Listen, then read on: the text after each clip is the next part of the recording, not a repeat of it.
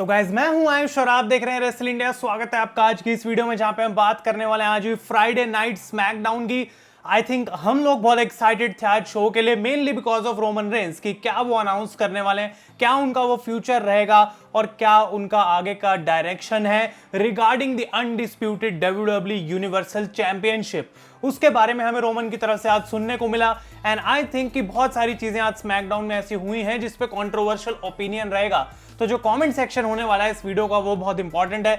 मैं चाहता हूं आप लोग जाएं और जो भी ये सब हुआ है, नई नई चीजें, कुछ रोमन रेंस की तरफ से जो सुनने को मिला है उसके बारे में मुझे कमेंट्स में अपने ओपिनियंस बताएं और लाइक बटन को बिल्कुल भी दबाना ना भूलें। ऑब्वियसली हम सारी चीजें डिस्कस करेंगे जो कि आज इस शो में हुई हैं। कुछ डेब्यूज देखने को मिले, आगे रेसलमेनिया बैकलैश के लिए कुछ मैचेस का आइडिया लगाए, तो वो सब हम बात करेंगे।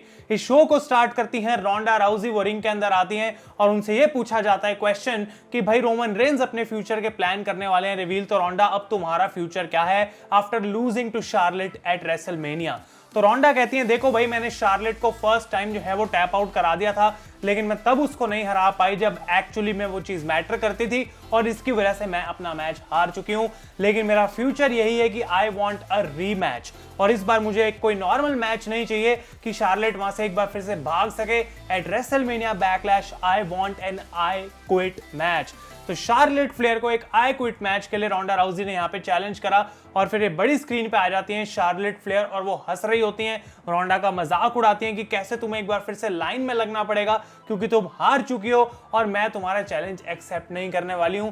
वो कहती हैं कि जो भी था वो रेसलमेनिया में प्रूव हो चुका है रोंडा, और अब तुम्हारे को रीमैच देने का मेरे पास कोई रीजन है नहीं। तो रोंडा राउजी कहती हैं कि शार्लेट तुम कुछ भी बोलो, I will get this match और मैं तुम्हें आई क्विट बुलवा के रहूंगी तुम्हारी आर्म जब तक मैं तोड़ नहीं देती। तो ये काफी मुझे रिपीटेड लगा, वही सेम प्रोमो जो कि पहले रेसलमेनिया से हम रोंडा की तरफ से सुन रहे थे।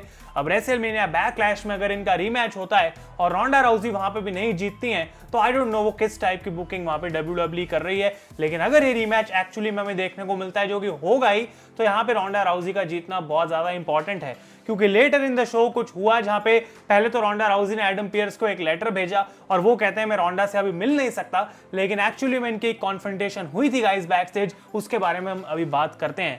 इसके बाद हमें मैच देखने को मिलता है जेवियर वुड्स का अगेंस्ट बुच। कुछ खास इस मैच में बिल्कुल भी नहीं था। जेवियर वुड्स कहते हैं मैच से पहले कि रेसलमेनिया हमारा सीजन एंड था, अब सीजन नया स्टार्ट हो गया तो सारे रिकॉर्ड रीसेट हो चुके हैं, यानी कि वो लॉस इतना हमारे लिए मैटर नहीं करता, हम तुम्हें आज यहाँ पे हराने वाले हैं। और एग्जैक्टली वही किया जेवियर वुड्स ने, क्योंकि एक रोल अप से या फिर स्मॉल पैकेज से उन्होंने बुच को हरा दिया।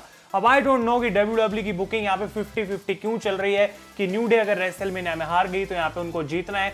भाई बुच को तुम ये एक लॉस्ट टेम्पर्ड बढ़िया बुकिंग दे रहे हो कि भाई वो कुछ स्ट्रॉन्ग कर सकता है, वो कुछ बढ़िया कर सकता है, और फिर यहाँ पे आके वो एक स्मॉल पैकेज से हार जाता है। इसमें क्या लॉजिक था मुझे समझ नहीं आया।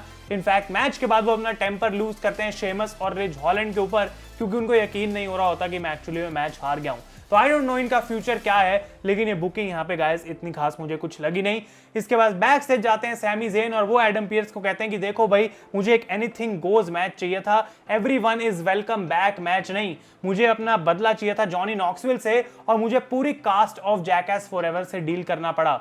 तो वो यहाँ पे एक चीज का स्लाइस लेके आते हैं, कहते हैं भाई ये वहीं से आया क्योंकि मैं माउस ट्रैप में इतने दिन से फंसा हुआ था।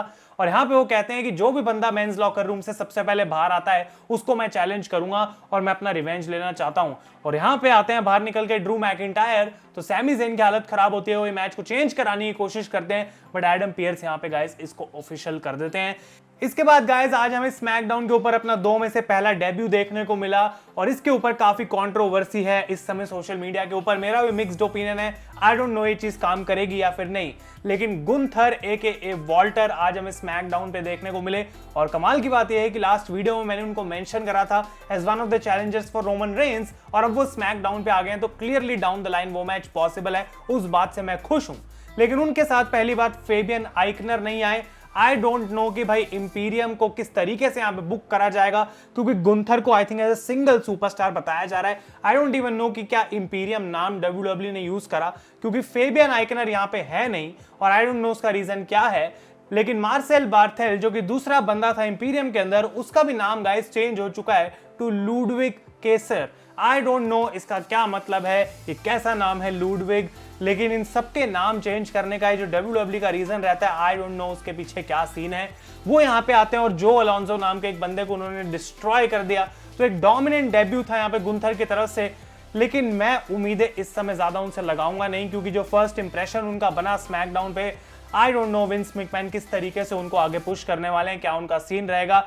लेकिन मैं होप कर सकता हूं फॉर द बेस्ट। और अगर मैंने उनको एज अ चैलेंजर बोला था फॉर रोमन रेंज, उसका मतलब यही है कि मुझे पता है कि वो टैलेंटेड है उतने उस लेवल पे पहुंचने के लिए। क्या उनकी बुकिंग उस चीज के साथ मैच करेगी, आई डोंट नो। और इसके जस्ट बाद हमें देखने को मिली रकेल गोंजालेस, जिनका नाम अब चेंज करके कर दिया है रकेल रॉड्रिगेज। मतलब विंस मैकमैन रुक नहीं सकते हैं इन लोगों का नाम चेंज करने के बिना। एंड आई थिंक कि अब तो वो खुद NXT चला रहे हैं, NXT 2.0, तो अगर कोई बंदा वहां से आता है मेन रोस्टर पे तो क्यों उसका नाम चेंज करना है। उसके पीछे मुझे कुछ समझ नहीं आता। पहले पीट डन, फिर यहाँ पे मार्सेल बार्थेल, अब रकेल गोंजालेस, इन सबका नाम जो है वो चेंज करा जा रहा है। लॉस लेथेरियोस आते हैं बैक से, उनको किस चाहिए थी जो कि मिली नहीं है। और ये था first impression of Raquel Gonzalez. वो कहती हैं कि ऑलरेडी स्मैकडाउन की डिवीजन बहुत बढ़िया है, लेकिन मेरे जैसा उन्होंने आज तक कुछ देखा नहीं है। तो यहाँ पे मेरा अभी बहुत कम एक्साइटमेंट लेवल है इन दोनों डेब्यूज को लेके। उम्मीद करते हैं कि आगे अच्छी बुकिंग देखने को मिलेगी, बट अगर मैं ऑनेस्टली बोलूं तो कुछ खास यहाँ पे मैं एक्सपेक्ट कर नहीं रहा हूं। इसके बाद हम बात करें तो हैप्पी कॉर्बिन का नया ये सेगमेंट देखने को मिलता है, जहां पे मैडकैप मॉस उनके साथ आए और कॉर्बिन बेसिकली यहाँ पे ब्लेम करते हैं मैडकैप मॉस को उनके लॉस के लिए against Drew McIntyre eight WrestleMania. वो कहते हैं कि सारी चीज मैडकैप मॉस अपने बारे में बनाने की कोशिश कर रहा है। पहली बात तो वो ट्रॉफी जीत गया, फिर वो रिंग साइड पे आके मुझे डिस्ट्रैक्ट कर रहा था एट रेसलमेनिया। तो यहाँ पे बेसिकली वो खुश नहीं है मैडकैप मॉस से, और 3 मौके वो देते हैं मॉस को टू टेल अ जोक, और कहते हैं कि भाई 2 बेकार जोक के बाद ये आखिरी मौका है तुम्हारे पास एक अच्छा जोक मारने का, क्योंकि तुम्हारी जॉब इस चीज पे डिपेंड करती है। तो वो कॉर्बिन के ऊपर ही अपना जोक मारते हैं थर्ड वाला, और वो पूछते हैं कि कौन ऐसा बंदा है जो कि अपने फ्रेंड्स को सही से ट्रीट नहीं करता, जो कि बहुत बेकार तरीके से ड्रेसअप होता है, और वो कहते हैं इट्स हैप्पी कॉर्बिन। यहाँ पे इनका फाइनली ब्रेकअप देखने को मिला, क्योंकि कॉर्बिन कर देते हैं अटैक मैडकैप मॉस को। काफी लोग जो है सपोर्ट में थे मॉस के यहाँ पे, तो वो एक बढ़िया बात थी, और इनका ब्रेक ऑफिशियल है, और यहाँ पे कॉर्बिन को नहीं बल्कि मॉस को ही अपर हैंड भी मिला। तो आई डोंट नो यहाँ पे कॉर्बिन क्या करेंगे, लेकिन उनका मैच होगा ऑब्वियसली अब मॉस के साथ प्रोबेबली रेसलमेनिया बैकलैश के अंदर। लेकिन ये जो ब्रेकअप है बहुत समय से होना था, क्या इससे कुछ खास फर्क पड़ेगा down the line, I don't no guys, अभी उसका कोई हमें आइडिया है नहीं।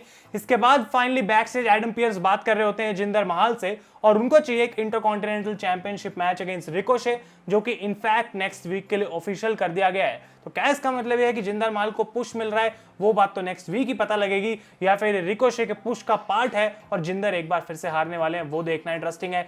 लेकिन फाइनली यहाँ पे रोंडा राउजी आती हैं एडम पियर्स के पास, और एडम पियर्स कहते हैं कि जबकि तुम्हारा मैच अभी ऑफिशियल नहीं है, फाइनल डिसीजन मैं तुम्हें कल दूंगा। तो रोंडा खुश नहीं थी, लेकिन वो वेट करने वाली हैं, और प्रोबेबली कल मैच ऑफिशियल कर दिया जाएगा सोशल मीडिया पे, उसके लिए हमें गाइस थोड़ा वेट करना पड़ेगा। इसके बाद ड्रू मैकिंटायर का मैच हुआ विद सैमी ज़ेन, जहां पे पूरे समय की स्टोरी यही थी कि सैमी ज़ेन बाहर भाग रहे हैं ड्रू मैकिंटायर से। एक पॉइंट ऐसा था जहां पे ड्रू मैकिंटायर ज़ेन को उठा के लाते हैं एंट्रेंस साइड से रिंग में, लेकिन वो भी काफी नहीं था, क्योंकि वो एस्केप कर जाते हैं थ्रू द क्राउड, और मैकिंटायर यहाँ पे जो है वो काउंट आउट से इस मैच को जीत गए।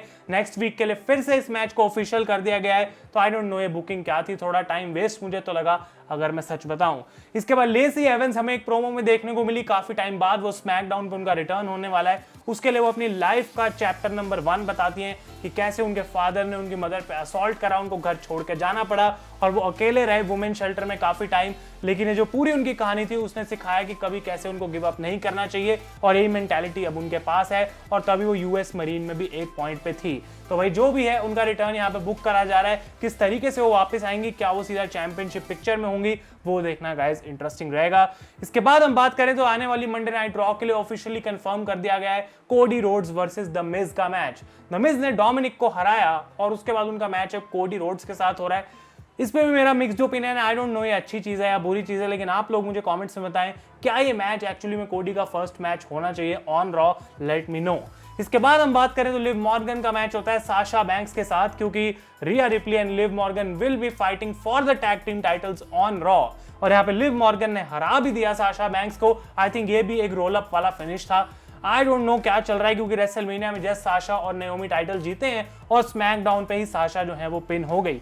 अगर ऑलरेडी इनको मैच मिलना था तो ये पिन करा जा सकता था जब चैंपियनशिप कंटेंडर मैच हुआ मंडे नाइट रॉ पे, लेकिन अब साशा को सिंगल्स मैच में हराने का क्या लॉजिक था और अपने चैंपियंस को यहाँ पे इस तरीके से दिखाने का क्या लॉजिक था, वो मुझे कुछ खास समझ आया नहीं है।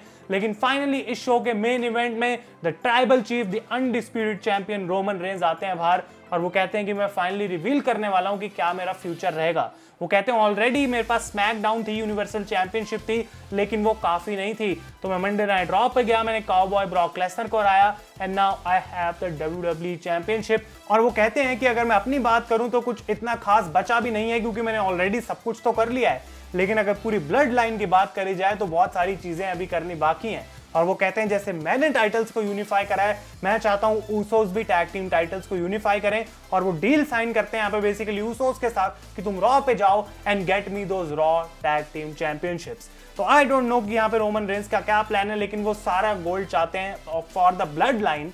और जब यहाँ पे वो सेलिब्रेट करने वाले होते हैं, नाकामुरा का म्यूजिक बजता है, वो आते हैं बाहर और जैसे ही वो बोलने वाले होते हैं, रोमन रेंस जो है बेसिकली उनको चुप कराते हैं और कहते हैं मैं समझ सकता हूं नाकामुरा, तुम किस चीज से गुजर रहे हो, तुम्हारा पार्टनर जो है वो इंजर्ड हो चुका है। और वो उनसे यहाँ पे गले मिलते हैं, उनको बहुत सिंपैथी दिखाते हैं एज द ट्राइबल चीफ। लेकिन आई डोंट थिंक नाकामुरा उस पर्पस के लिए वहां पे आए थे, वो रोमन रेंस को चैलेंज करने आए थे फॉर द यूनिवर्सल चैंपियनशिप। लेकिन ऊसोस एट द एंड यहाँ पे एक डबल सुपर किक लगाते हैं नाकामुरा को, ये शो खत्म हो जाता है और यहाँ पे ब्लड लाइन सेलिब्रेट करती है। तो दो चीजें यहाँ पे पता लगती हैं कि पहली बात तो टैग टीम टाइटल्स यूनिफिकेशन का प्लान कहीं ना कहीं बन रहा है। अब या तो वो चीज हो पाएगी या फिर नहीं, वो शायद मंडे नाइट रॉ में पता लगेगा। लेकिन रोमन रेंस का जो नेक्स्ट अपोनेंट है, इससे यही पता लग रहा है कि शिंसुके नाकामुरा होने वाले हैं। अब अगर रोमन को आगे बढ़ाना है तो नए बंदों को ऑप्शन देना पड़ेगा जो कि रोमन के अगेंस्ट तो जाएं लेकिन उनको हरा ना पाए। एंड मुझे इसमें कोई प्रॉब्लम नहीं है अगर उनमें से एक नाकामुरा है। मैंने 10 और नाम डिस्कस करे थे पूरे रॉ और स्मैकडाउन पे, और उनमें से कोई भी अगर रोमन के सामने आता है तो वो एक बढ़िया सिचुएशन बनती है। लेकिन दूसरा पॉइंट यहाँ पे ये पता लगता है कि रोमन रेंस अब ना ही सिर्फ स्मैकडाउन के सुपरस्टार से लड़ सकते हैं, बल्कि he can also go to Monday Night Raw. तो इंटरेस्टिंग है क्या वो एक पेपर व्यू में अपना WWE टाइटल फिर यूनिवर्सल टाइटल ऐसे करके डिफेंड करेंगे, वो इंटरेस्टिंग रहेगा। लेकिन रोमन रेंस ने अपना फ्यूचर रिवील कर दिया है। आप लोगों के क्या थॉट्स हैं इसके बारे में मुझे कमेंट्स में बताएं। ये था आपका आज का स्मैकडाउन का रिव्यू गाइस। अगर आपको वीडियो पसंद आया इसे लाइक करें और अपने ओपिनियंस डेफिनेटली मुझे बताएं। तब तक के लिए thank you so much for watching. मैं हूं आयुष और आप देख रहे हैं रेसल इंडिया।